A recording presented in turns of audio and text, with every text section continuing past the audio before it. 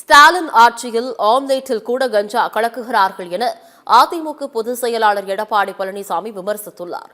மக்களை காப்போம், தமிழகத்தை மீட்போம் 5ஆம் கட்ட சுற்றுப்பயணத்தை எடப்பாடி பழனிசாமி நேற்று தொடங்கினார். பரப்புரைக்காக நாமக்கல் மாவட்டம் ராசிபுரம் வந்த எடப்பாடி பழனிசாமிக்கு ஆயிரக்கணக்கான மக்கள் வழி நெடுகிலும் திரண்டு உற்சாக வரவேற்பு அளித்தனர்.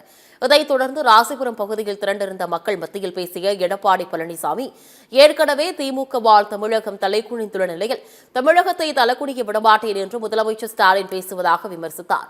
போதைப் பொருட்கள் விற்பனை செய்யும் திமுகவினரை தடுக்காமல் போதைக்கு அடிமையாக வேண்டாம் என்று இளைஞர்களுக்கு முதலமைச்சர் அறிவுரை கூறுவதாக எடப்பாடி பழனிசாமி தெரிவித்துள்ளார். தமிழகத்தில் எங்கு பார்த்தாலும் கஞ்சா விற்பனை அமோக விக்குதுல்ல, உண்மைதானே? கிராமத்திலிருந்து நகர வரை கஞ்சா விற்காத இடமே இல்லை.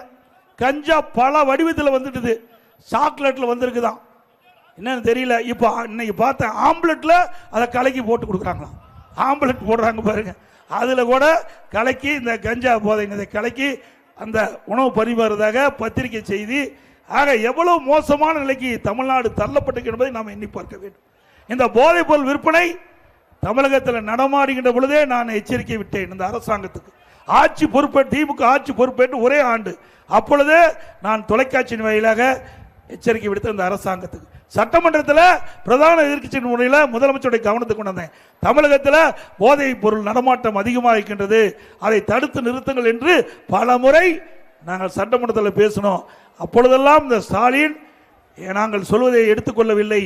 ஆனால் இன்றைய தினம் தமிழகத்தில் போதைப் பொருள் நிறைந்த மாநிலமா இருந்து கொண்டிருக்கின்றது. மாணவர்கள், இளைஞர்கள், பொதுமக்கள் கஞ்சாவுக்கு அடிமையாகி சீரழியக்கூடிய ஆட்சி, சீரழியக்கூடிய காட்சி இந்த ஆட்சியில் தான் பார்க்கணும். மிக மோசம். அந்த போதைக்கு அடிமையாயிட்டு அவரை திருத்தவே முடியாது. ஆக இப்படிப்பட்ட ஒரு வெட்கக்கேடான ஆட்சிமா. இதைத் தொடர்ந்து சேந்தமங்கலம் சட்டமன்ற தொகுதியில் மக்கள் மத்தியில் பேசிய அவர், வெளிநாட்டு தொழில் முதலீடுகள் ஈர்ப்பு மற்றும் வேலை வாய்ப்புகள் தொடர்பாக முதலமைச்சர் மு க ஸ்டாலின் பச்சை பொய் பேசுவதாக குற்றம் சாட்டினார். வாக்குறுதிகளை நிறைவேற்றாத திமுக அரசுக்கு வரும் தேர்தலில் மக்கள் பாடம் புகட்ட வேண்டும் என தெரிவித்தார். பேட்டி கொடுக்கிறார், பச்சை பொய்.